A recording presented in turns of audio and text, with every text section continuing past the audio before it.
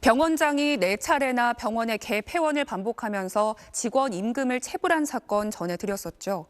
어떻게 이런 일이 가능했는지 알아봤더니 병원장과 건물 시행사 간에 돈 거래가 있었던 것으로 확인됐습니다. 전형우 기자의 단독 보도입니다.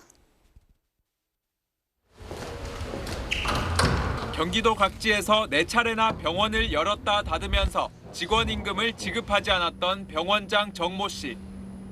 정 씨는 지난해 경기 화성시에서 병원을 개업한 뒤 한 약사로부터 5천만 원을 받았습니다. 같은 건물 1층에 약국을 열면 하루 환자 60명 이상을 보장할 테니 권리금 명목으로 대가를 달라는 것이었습니다. 정형외과와 소아과와 내과 각각 전문의로 해서 병원을 3년 유지하는 조건이었고요. 그리고 이제 처방전은 최소 60건 이상은 내겠다. 돈까지 받아놓고 3개월 뒤 병원 문을 닫자 약사 A씨는 정 씨를 사기 혐의로 경찰에 고소했습니다. 병원이 입주한 건물 시행사도 정 씨에게 8억 원을 건넸다고 합니다. 정 씨와 시행사 간 중개를 해준 컨설팅 업체 관계자는 병원이 있으면 건물 공실이 잘 나가기 때문에 시행사가 지원한 것이라고 말했습니다. 8억 원 중 4억 원을 아동발달센터 등 인테리어에 사용했다고 했는데 해당 공간은 텅 비어 있었습니다. 인테리어가 소아과 쪽으로 전혀 되어 있지 않고 발달치료실 내부도 다 비어 있는 공간이어서 컨설팅 업체 관계자는 당시 시행사가 월 2,800만 원에 달하는 월세도 5개월간 무료로 해주기로 했다고 설명했습니다.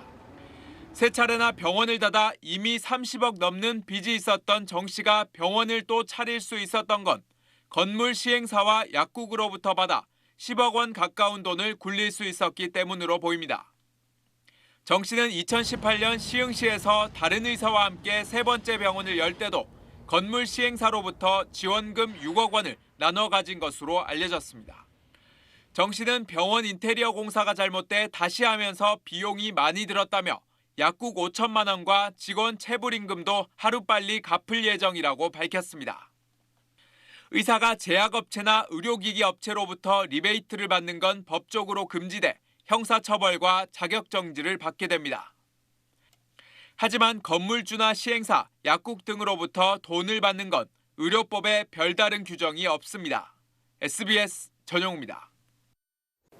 안녕하세요. 주시은입니다. 더 많은 올림픽 영상과 경기 소식을 보고 싶으시면 화면 오른쪽을 눌러서 구독해 주시기 바랍니다. 또 SBS 뉴스 앱을 다운로드하시면 경기 속보 알림도 받아보실 수 있습니다. 저희 SBS 뉴스를 사랑해 주셔서 고맙습니다.